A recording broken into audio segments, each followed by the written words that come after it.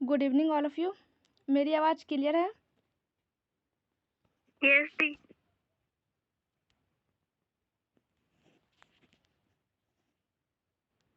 तो चले क्लास की ओर फुल एनर्जी के साथ। हाँ दी।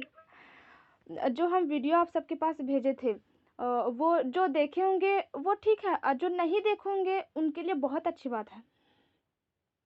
आज हम सवाल करेंगे उन्हीं वीडियो से रिलेटेड, ठीक है? क्योंकि हम पिछली बार क्लास भी करवाए थे और वीडियो भी बना करके आप सबके पास हमने मौजूद करवा दी थी। अब उसके बावजूद लगता नहीं है कि हाँ पढ़ना चाहिए, तो मर्जी आप सबकी।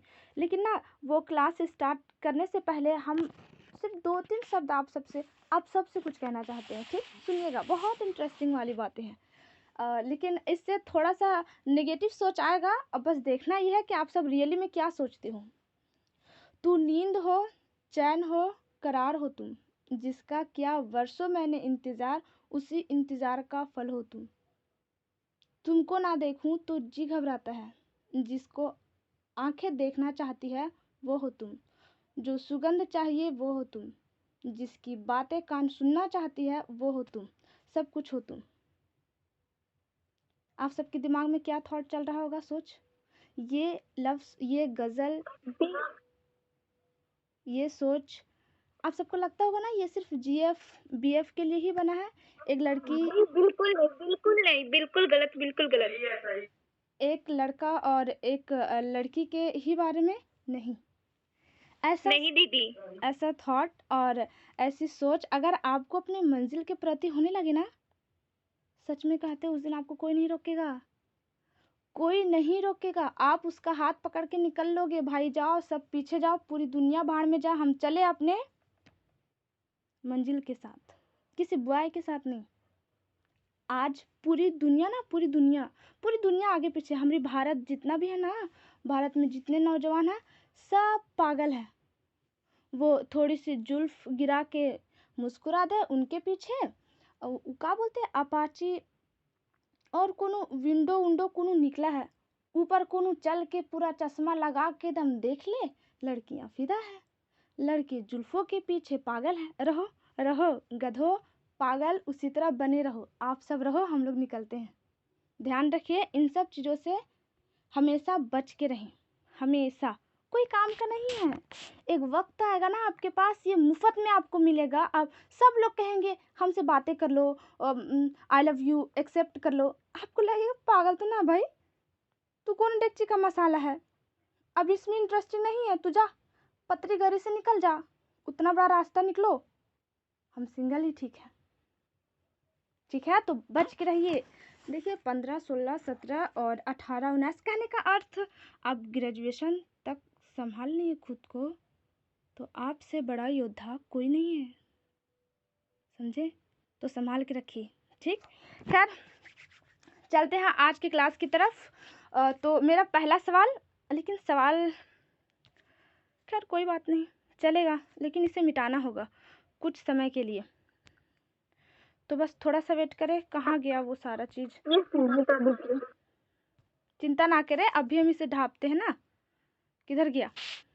हाँ जी बिल्कुल। उसके बाद सवाल करते, तभी तो मजा आएगा। जब रहेगा नहीं, वो कहते हैं ना बिना देखे भी तेरी तस्वीर मैं अपने आंखों में बना लूं, ठीक उसी तरह करते हैं हम लोग। बस थोड़ा सा वक्त दे, हो गया। ये रहा पूरी की पूरी झप गई। भैया अपने सामने चाहे जितना भी पर्दा लगा लो, हमने आपको इतना देखा है, दुनिया चाहे जितनी रोके मेरे आंखों में ही रहोगे। तो ये रही। अब मेरा पहला क्वेश्चन आप सबसे रहा, हिस्ट्री के पिता कौन है? Herodotus. Herodotus. Okay okay okay, ठीक है। तो थोड़ी और जटिल क्वेश्चन किया जाए आप सबसे। मनुष्य द्वारा सर्वप्रथम किस चीज का आविष्कार किया गया? आग का। Very good. और जिसको बोलने का मन नहीं करता ना, वो चैट बॉक्स में लिख दे, ठीक? क्योंकि शायद यहाँ बोलने में शर्म आ रही होगी, किसी को आई लव यू बोलने में तो शर्म नहीं आता, तो चैट बॉक्स में लिख दे, क्योंकि हाथ तो दुखता नहीं ना, ठंड भी बहुत कम है, बिस्तर के अंदर ही घुसे हुए होंगे और चैटिंग करने में कहीं और तो दुखता नहीं है, बट यहाँ पे पता नहीं क्या होता है। तो चैट बॉक्स में आप लिख सकते हो, मैं देख रही हूँ, और जिसको बोलना है वो बोल सकते हैं, हम सब सुन रहे हैं। तो आप सबका आंसर बिल्कुल सही है। मनुष्यों के द्वारा पहला आविष्कार आग, और पहली खोज किस चीज की, कौन सा धातु? तांबा। बिल्कुल सही। अच्छा, ये सब तो बता दिए, हमें ये बताइए अपने भारत में म्यूजियम है, तो उस म्यूजियम का नाम भोपाल में है, इसका नाम है गांधी, इंदिरा गांधी, मानव इंदिरा गांधी मानव संग्रहालय। Very good. इंदिरा गांधी मानव संग्रहालय अपने भोपाल में, वेरी गुड। अच्छा, तो पूरा भारत अंतरराष्ट्रीय पुरातात्विक संग्रहालय कहाँ है, बता दीजिए। भोपाल में दी क्या थी? अंतरराष्ट्रीय पुरातात्विक संग्रहालय कहाँ है, यानी पूरी दुनिया लंदन में। कहाँ? कोपेनहेगन। Very good. मिस्टेक ना करें आप सब, ठीक है? चलिए, बिल्कुल सही। अच्छा, वस्तुओं के मिलने के आधार पर पाषाण काल, कांस्ययुगीन काल, लोहयुगीन काल, जो हिस्ट्री का 3 गो कालखंड विभक्त किया गया, वो किसके द्वारा, उस व्यक्ति का नाम क्या है? थॉमस। इसका मतलब हम कुछ ज्यादा ही इजी क्वेश्चन पूछ रहे हैं, थोड़ा हार्ड पूछे। माइक्रोलिथ, क्योंकि पहले भी ये बढ़ा चुके हैं, पूछिए। माइक्रोलिथ किस काल को बोला जाता है माइक्रोलिथ? ऑप्शन दिया जाए। पूरा पाषाण, मध्य पाषाण, नवपाषाण, ताम्रपाषाण, किस काल को माइक्रोलिथ? मध्य पाषाण। बिल्कुल सही। अच्छा, चित्रकारी किस काल में खोज किया गया था? चित्रकारी मध्य पाषाण काल में। हेलो, हाँ बोलिए। आपका क्वेश्चन क्या था दीदी? चित्रकारी पाषाण काल, किस पाषाण, मतलब जो प्राग ऐतिहासिक है, मतलब ये पूरा पाषाण है, मध्य पाषाण है, नवपाषाण है, ताम्रपाषाण, पाषाण काल। ओके, ठीक है। अच्छा, तो एक और क्वेश्चन बता दीजिए, प्राग ऐतिहासिक कब से कब तक रहा? हेलो, प्राग ऐतिहासिक कब से कब तक रहा? मेरी आवाज नहीं जाती क्या? आ रहा है दी। तो बता दीजिए कितना हजार? 20 लाख ईसा पूर्व। 20 लाख ईसा पूर्व से 12,000 ईसा पूर्व तक। चलिए, ठीक है, ज्यादा अगर याद ना हो तो 20,000 लाख वर्ष ईसा पूर्व, ठीक है? 20,000 लाख वर्ष ईसा पूर्व, ठीक है, कोई बात नहीं। ईसा पूर्व कहते किसे है वो आज हम लोग जान लेंगे, ठीक है? फिलहाल पता है। वेरी गुड, आपको पता है, लेकिन और सबको भी तो पता नहीं होगा या फिर नहीं, हमें तो बताना है ना। कोई बात नहीं, पता है तो आपका रिवीजन हो जाएगा। अच्छा, तो हम आप सबको ये भी बता दिए थे ना, खेती और आवास का ये बंदोबस्त हो चुका था, तो हमें बता दीजिए किस काल? नवपाषाण काल में। और जानवर में से सबसे पहली बार किस पशु का पालन हुआ था? कुत्ता। आप लोग इतना तेजी से बोल रहे जैसे कि पिछले जन्म में शायद वही है का। कोई बात नहीं, जब हम लोग जानते हैं ना आंसर, तो लगता है मन करता कि कितनी बार मैं बोल दूं, जैसे छोड़ देते हैं इसे, वरना आप लोग बुरा मान लीजिएगा। खैर, कोई बात नहीं। तो देखिए, हम लोग खेती तक हम लोग आ चुके थे। अब थोड़ा सा और आगे निकलते हैं, तो मिटाने वाला काम स्टार्ट कर लेते हैं फटाफट। ये सब तो हो चुका है हम लोग का कंप्लीटली रूप से।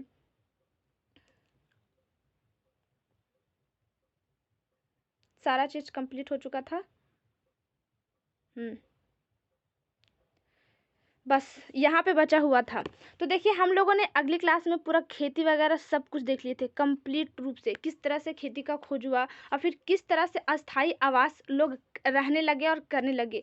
कुत्ता किस तरह से पीछे लगा और किस तरह से वफादार रहा। देखो, मनुष्य का जो माइंड था, दिमाग था ना, वो तो धीरे धीरे विकास कर गया, लेकिन क्या कुत्ता के अंदर, जानवर के अंदर ऐसा हुआ? नहीं हो पाया, बिल्कुल भी नहीं हो पाया। वो उसी मेंटालिटी, उसी सोच में रहा कि नहीं, हमें अपने जो मालिक है उसके एकदम वफ़ादार रहना। देखो आज भी सबसे ज़्यादा अगर जानवर में से कोई है वफ़ादार तो कुत्ता है, सेकंड में आती है गाय, फिर बैल, मतलब जो भी है ये सारी चीज़। और घोड़ा भी बड़ा वफ़ादार है।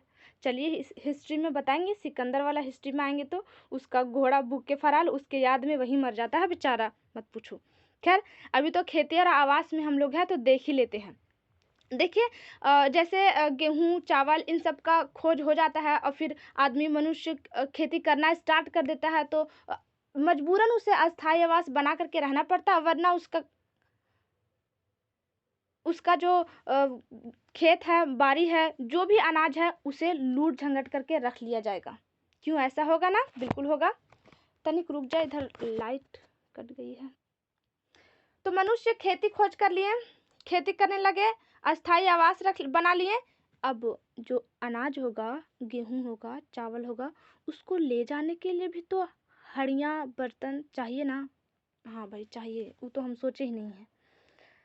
तो वो भी चाहिए। अब धीरे-धीरे मनुष्य जो थे वो धीरे-धीरे इन सब चीज़ों का, क्या हम लोग अनाज को ऊंजरी यानी अपने हाथ से क्या उसे ककोच के ले जा सकते हैं? नहीं, कितना ले जाएँगे? शुरू-शुरू वो भी कोशिश किया। ओ भैया लेते-लेते आदमी का बिहान हो जाता था। धीरे-धीरे उन लोगों ने मिट्टी का तसला बनाना स्टार्ट किया। तसला मतलब जो थारी नहीं होता, थारी प्लेट जिसमें हम लोग खाना खाते हैं, उस टाइप से। उसके बाद वो सोचा अरे बहुत कम जा रहा, थोड़ा और ऊपर कर लेते हैं गोल।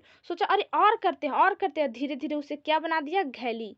और इस तरह धीरे-धीरे मनुष्य के द्वारा मनका भी बनाया जाने लगा। अब देखो मनका पर मूड पर ले जाते आदमी थक गया। धीरे-धीरे उन्होंने गुड़गुड़ी, जो हम लोग नहीं चलाते अभी बच्चा में, चप्पल को काट लो और डिबिया को भी काट लो, उसमें गरम करके और छेदा कर दो और लट्ठी से उसे पहिया बना दो और फिर डिब्बी को आराम से बना करके और हम लोग उसे खेलते हैं। हम तो बहुते खेले हैं भाई अपने ज़माने में। और अभी भी गाँव में खेला जाता है। तो इस तरह करके बनाया जाता था। ठीक उसी तरह किसी तरह से खोज कर लिए किस चीज़ का? पहिया का, ठीक है? और धीरे-धीरे मनुष्य एकदम अच्छे तरीक़ा से सभ्य होना स्टार्ट हो चुका। देखिए नवपाषाण काल को हम लोग उत्तर पाषाण भी कहेंगे, ठीक है? यहाँ पे हम लोगों का नवपाषाण पूरी तरह से ख़त्म होती है। ताम्रपाषाण में हम सबको पता है तांबा की खोज की गई थी। किस चीज़ की खोज की गई थी? तो तांबा की। थोड़ा-सा रुकिए, वेट करें।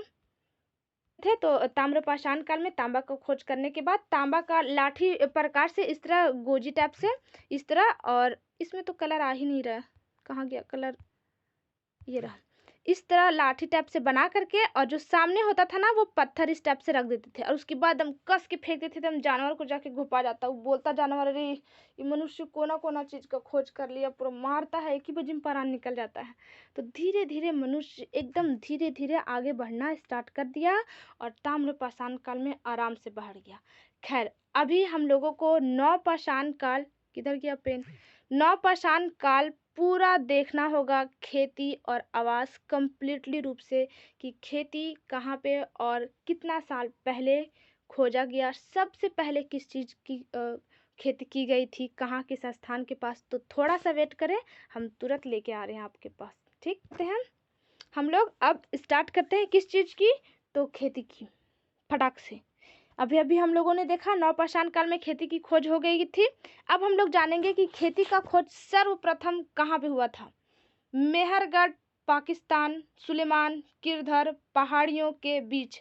अब जो वर्ल्ड मैप किए होंगे उसको तो धड़ाक से दिमाग में आ गया, ओह पाकिस्तान, ओ माय गॉड, अच्छा, सुलेमान और किरधर पहाड़ियों के बीच। हमने उस वक्त यह भी बताए थे आप सबको कि सुलेमान और किरधर पहाड़ी किधर है और उसके बीच वाला क्षेत्र किस टाइप से है और वहाँ पे किस तरह से खेती हुआ था, हम बताए थे। पता नहीं आप सबको याद है या फिर नहीं, कोई बात नहीं, यहाँ फिर से देख लीजिए। तो मेहरगढ़ कहाँ है? तो पाक यानी कि पाकिस्तान।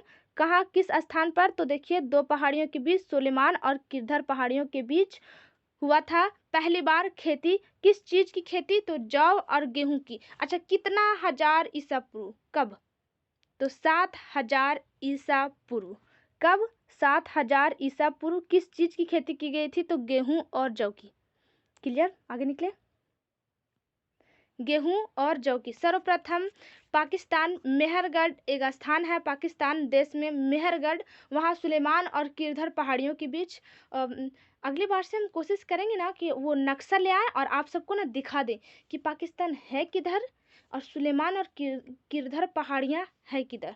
ये अगर आप सब देख लीजिएगा, क्योंकि जो मैप किए उसके लिए तो भैया कोई दिक्कत नहीं, एकदम गज रहेगा, एकदम भरपूर।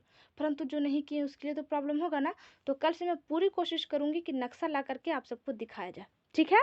खैर, थोड़ा सा और हम लोग आगे पहुँचेंगे। देखिए यहाँ पे ना खेती जो कृषि है वो हम अलग से टॉपिक क्यों लिए और क्यों बताए वो आप सबको पता चल जाएगा। देखिए यहाँ पे बड़ा कन्फ्यूजन होगा, क्यों? क्योंकि 7000 ईसा पूर्व यानी सर्वप्रथम मेहरगढ़ सुलेमान किरधर पहाड़ियों के बीच खेती हुई थी। क्या? तो जौ और गेहूं। लेकिन अगर चावल के बारे में पूछे, क्या सर्वप्रथम चावल कहाँ किया गया था? तो कोल्डीवा। कहाँ? कोल्डीवा में। कितना हजार ईसा पूर्व? 6000 ईसा पूर्व। देख लीजिए भैया, तुम मिटवाता कहाँ नहीं है?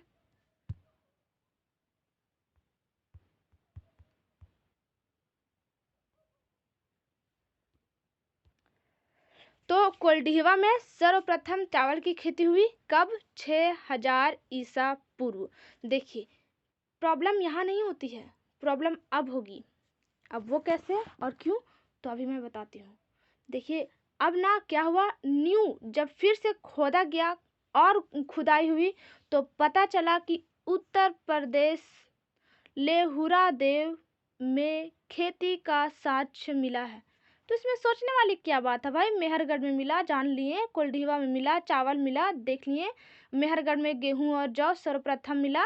अब इसमें उत्तर प्रदेश में लेहुरा देव में मिला, ये भी याद रख लेंगे, कोई दिक्कत नहीं। लेकिन दिक्कत है, अब वो कैसे? तो देख लीजिए, आप सबको दिखेगा। अब तो खैर कहाँ थे हम लोग? उत्तर प्रदेश, लेहुरा देव। इसमें सोचने वाली बात क्या है ना? सोचने वाली बात है, ये जो डेटवा है ना, ये दिमाग फिरा देता है, बड़ा माथा खराब होगा। पूछो कैसे? तो इसमें माथा खराब होने वाली बात ये है कि जब पूछा जाएगा कि सर्वप्रथम खेती कहाँ हुई थी, तो आदमी का दिमाग चकरा जाएगा। अरे बापू, ये तो 9000 ईसा पूर्व बोला जा रहा है। लेकिन अभी अभी हम लोगों ने तो ऊपरे पढ़ा क्या? 7000 ईसा पूर्व। अब कंफ्यूज कैसे, क्या करेंगे, क्या करेंगे? तो आपको क्वेश्चन गौर से पढ़ना होगा और क्वेश्चन को आप सब ध्यान से सुनिएगा। क्वेश्चन में अगर पूछा जाए कि नवीनतम खोज के अनुसार सर्वप्रथम खेती कहाँ हुई थी, तो उत्तर प्रदेश। उत्तर प्रदेश। बिल्कुल सही। और अगर सिर्फ पूछा जाए कि सर्वप्रथम खेती कहाँ हुई थी, तो मेहरगढ़। क्लियर भैया? हमने मेहरगढ़ पाकिस्तान। बिल्कुल सही, मेहरगढ़ पाकिस्तान, सुलेमान किरधर पहाड़ी। सिंपल। तो आप सब ये याद रखिएगा, ठीक है? यहाँ कंफ्यूज नहीं होइएगा। ये थोड़ा सा लगता है अजीब, कंफ्यूज जैसा, बट कोई बात नहीं है। इसे हम लोग इतना ना अच्छा तरीका से देख लेंगे कि कमबख्त को भुलाएंगे नहीं। तो यहाँ तक सबका क्लियर हुआ। अब हम आप सबको बताना चाहते हैं, ये जो बीसी वाला रहता है ना, ये वाला थोड़ा हम बताना चाहेंगे आप सबको। तो थोड़ा सा वेट करें, थोड़ा सा, किधर गया? तनिक वेट करें बस।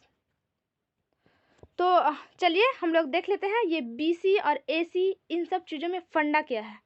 तो उनसे पहले हमें लेकिन इसको ना पूरा कलर करना होगा ताकि बताने में सुविधा हो। रुकिए थोड़ा सा। कितना मस्त रहता, बोर्ड रहता, कैमरा ऑन रहता, आराम से करते, तो बार बार हाथ से काम करना पड़ता। तो आजा, ब्लैक ठीक है। हाँ,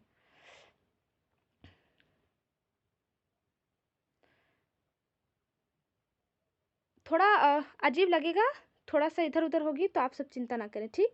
मान लो हम लोग अभी कहाँ हैं? यहाँ 2024। हम सिर्फ 24 लिख देते हैं, आप सब समझ जाइएगा, ठीक? 2024 में है मान लो।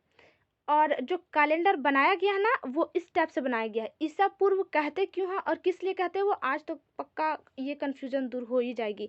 तो ये रहा हमारा 2024 में, लेकिन यहाँ पे 0 रहा, और 0 मतलब यहीं ईसा मसीह का जन्म हुआ। किसका? तो ईसा का, ईसा मसीह का जन्म हुआ। कहाँ पर? ये 0 स्थान पर, ठीक है? अब देखते हैं हम लोग, अब जो इसके बाद ये स्थान किधर गया? कलर भी चेंज करने में बड़ा दिमाग खराब होता है मेरे को। हाँ, अब ये जो यहाँ से यहाँ वाला जो काल कहलाया, इसे हम लोग बोलेंगे ए डी। क्या बोलेंगे? ए डी, ठीक है?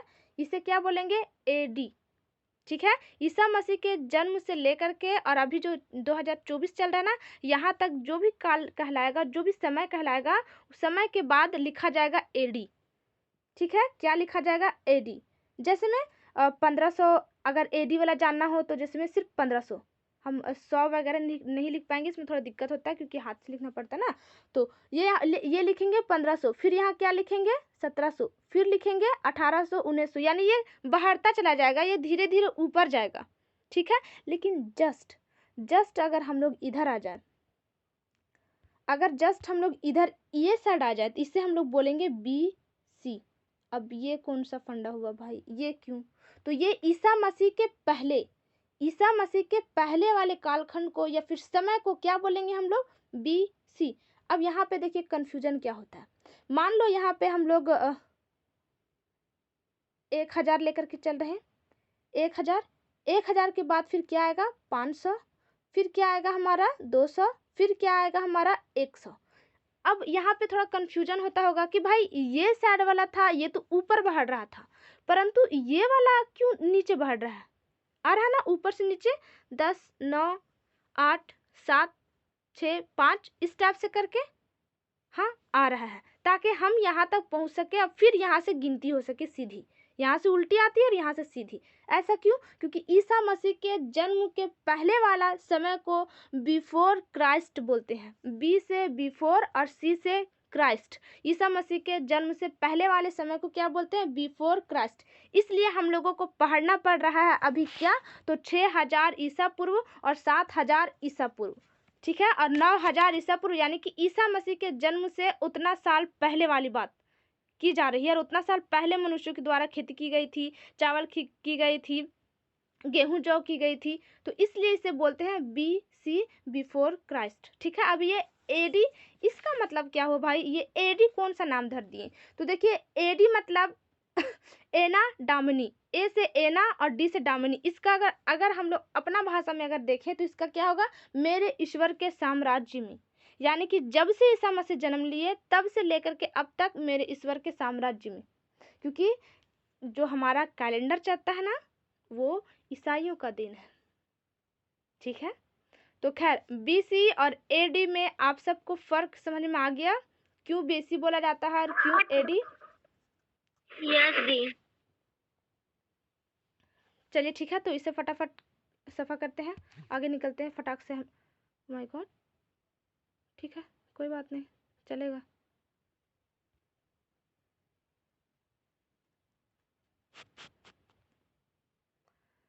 वैसे नींद आ रही का किसी को? नहीं दी। एक बात बताएं आप सबको, जब किसी इंसान को सच्चा इश्क होता है ना तो रातों रात इतना ना बात करेगा, और ठंड का मौसम रहे, गर्मी का मौसम रहे, कितनों चुड़ैल और भूत घूमते रहे, वो फिर भी बात करते करते वो कहीं और चला जाता है, यहाँ तक कि छत से भी नीचे गिर जाता है। फ्री फायर तो देखे ही होंगे, सबसे बेस्ट उदाहरण फ्री फायर। कितना आदमी धुन रहता है, करता है ना। हाँ, और PUBG तो फ्री फायर नहीं, PUBG। ठीक उसी तरह जब आप पढ़ाई में पूरा मग्न हो जाइएगा ना तो आपको पता ही नहीं चलेगा कि मेरे को प्यास भी लगी है, भूख भी लगी है, मेरे को कहीं तकलीफ हो रही है, दर्द हो रही, कुछ नहीं, बस लगेगा कि मैं पढ़ती जाऊँ, जितना पढ़ूँ उतना ही कम। जिस दिन ऐसा फीलिंग्स आने लगे ना, आप समझ लो कि आपकी मंजिल बस थोड़ी सी और दूर है, एक कदम और चल लो। खैर, क्लास की तरफ थोड़ा और आगे बढ़ते हैं हम लोग, फटाक से देख लेते हैं भाई आगे वाली काम क्या है, क्या बात किया जाएगा। तो हम लोगों ने पूरा का पूरा खेती वगैरह सब कुछ देख लिए, ढूंढ लिए, पूरा आराम से एकदम कंप्लीट कर लिए। अब थोड़ा सा चलते हैं, पूरा का पूरा हमारा प्राग ऐतिहासिक कंप्लीट हुआ। हिस्ट्री का जो 3 कालखंड था, प्राग ऐतिहासिक और आद्य ऐतिहासिक, तो हम लोगों ने पूरा का पूरा प्राग ऐतिहासिक कहने का अर्थ पाषाण वाला कालखंड, पत्थरों वाला कालखंड, आदि मानव वाला कालखंड, जो सिर्फ और सिर्फ आंखें तक सिर्फ खाने जानते थे और कुछ भी नहीं, लेकिन फिर भी उन्होंने चित्र और आग जैसे चीज़ों को खोज कर डाला, तांबा का भी खोज किया, अंत्योष्टि भी कार्यक्रम किए, खेती का भी, आवास का भी, कुत्ता भी, मन का भी, पहिया भी, सब कुछ कर दिए। और इस कदर हमारा जो प्राग ऐतिहासिक है उसे समाप्त करते हैं। यहाँ से निकल करके हम लोग अब चलते हैं आद्य ऐतिहासिक में। और आप सबको पता होगा कि आद्य ऐतिहासिक में पढ़ने क्या वाले हैं, सिंधु सभ्यता, हड़प्पा सभ्यता।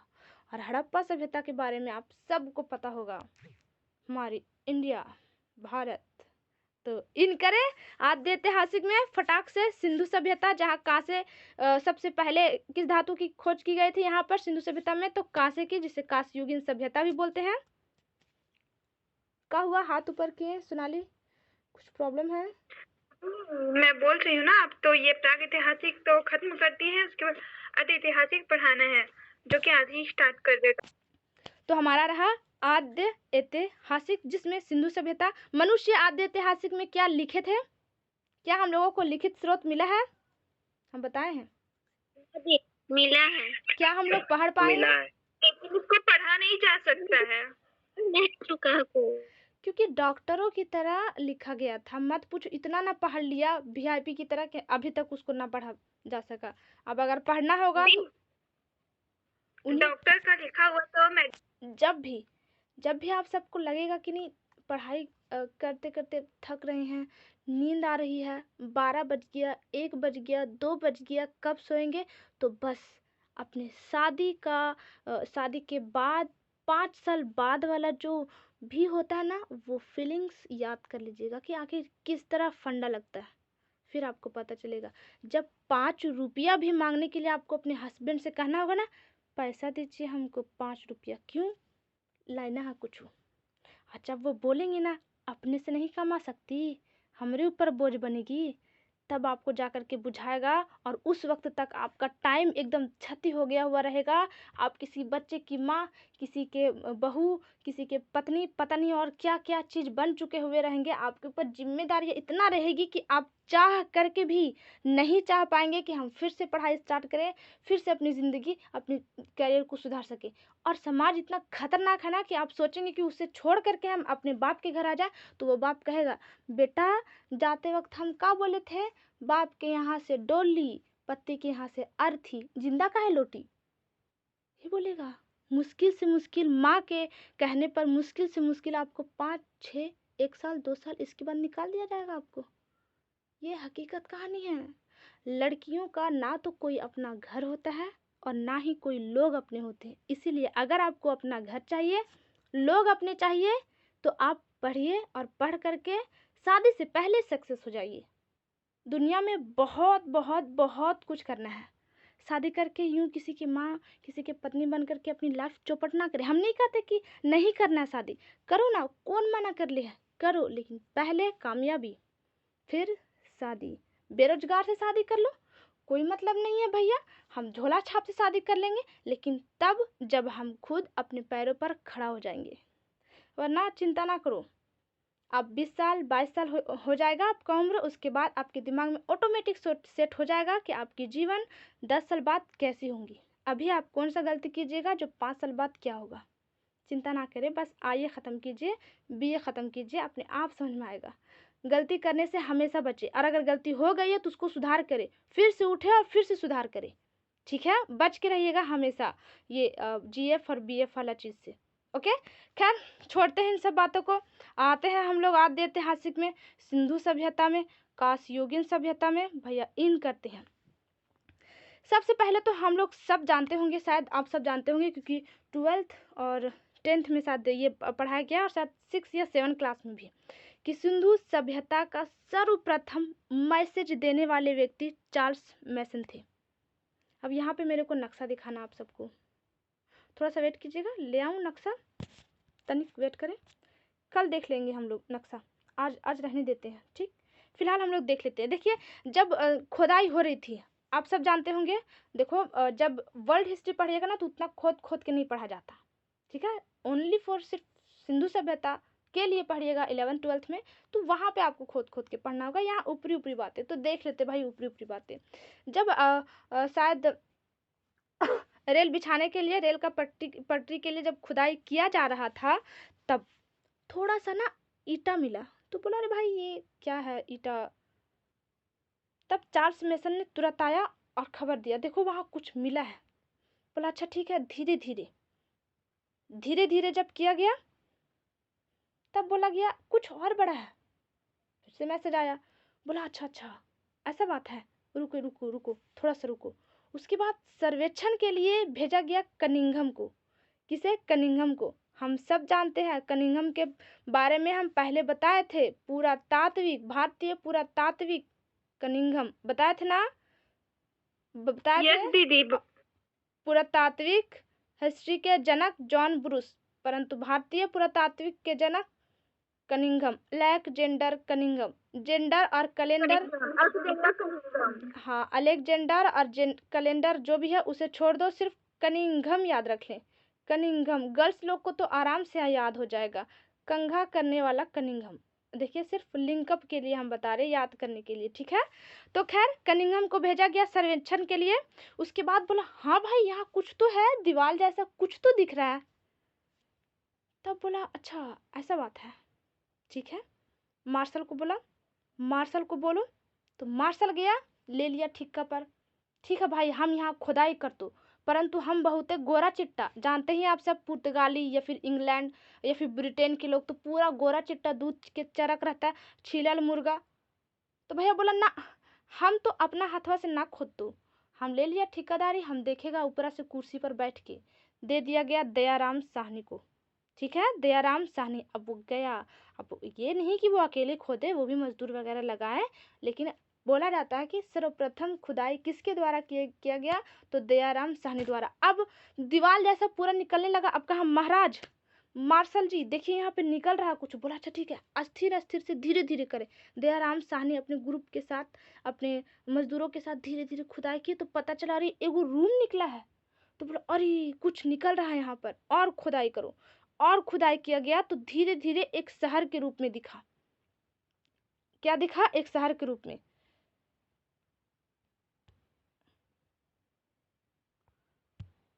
हाँ एक शहर के रूप में धीरे धीरे दिखा।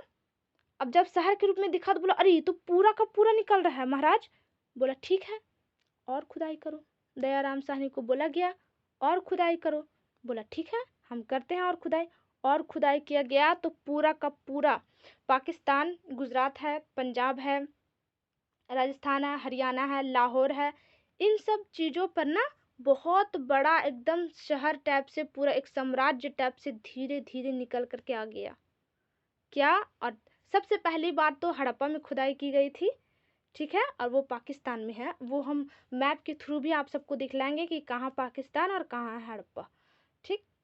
तो पहली बार दयाराम साहनी के द्वारा हड़प्पा सभ्यता का खोज किया गया था। मतलब उसे सिंधु सभ्यता भी बोलते हैं। अब सिंधु सभ्यता क्यों बोलते हैं और हड़प्पा सभ्यता क्यों बोलते हैं, ये एक फंडा रहा, तो इसे हम लोग ना समझेंगे कल। फिलहाल आज के लिए आप लोग फिर से सुन लीजिए। सिंधु सभ्यता का मैसेज देने वाले व्यक्ति चार्ल्स मेसन, सर्वेक्षण कनिंघम, दिया गया किसे खुदाई करने के लिए, तो मार्शल, लेकिन खोदा कौन? दयाराम साहनी। क्लियर? क्या? हाँ दीदी। चलिए ठीक है। अब देखिए जब क्या बोलते हैं उसको, ठेकेदार को अगर दिया जाए कोई चीज़ करने के लिए, बिल्डिंग बनाने के लिए, तो जब उस बिल्डिंग को बनाया जाएगा, भले बनाया हम मिस्त्री दयाराम साहनी, परंतु नाम तो मार्शल का ही होगा ना। तो ठीक उसी तरह खुदाई दयाराम साहनी ने किया, परंतु नामकरण कौन किया? मार्शल। ठीकवा उसी को मिला था। तो नामकरण करने वाले, क्योंकि देखिए क्वेश्चन में थोड़ी ना ठेठ भाषा में पूछा जाएगा ठीका किसको मिला था, नहीं, वो तो पूछेगा अपनी किताबी भाषा में। तो एक बार सुन लीजिए। सर्वेक्षण कनिंघम, पहली जानकारी चार्ल्स मेसन, नामकरण मार्शल, खुदाई पहली बार दयाराम साहनी, ठीक है। अब जो आगे की क्लास है, इसे सिंधु सभ्यता क्यों बोला जाता है, इसे हड़प्पा सभ्यता क्यों बोला जाता है, और कैसे कैसे खोज हुआ हड़प्पा सभ्यता, कितने नगर है, कितने राज्य, कितने शहर, किस तरह इसका आकार है, त्रिभुजाकार है, चतुर्भुजाकार है, किस किस देश में फैला हुआ है, ये सारा चीज़ हम लोग सीखेंगे अगले क्लास में। ठीक है। और आप सब एक बात और ध्यान रखें, जो भी हम बताए हैं ना उसे एकदम दिमाग में अच्छे तरीक़े से बैठा लीजिए, ठीक है, क्योंकि हम सवाल करेंगे कल के क्लास में भी। तो आप सब रेडी हो कल के लिए? यस जी।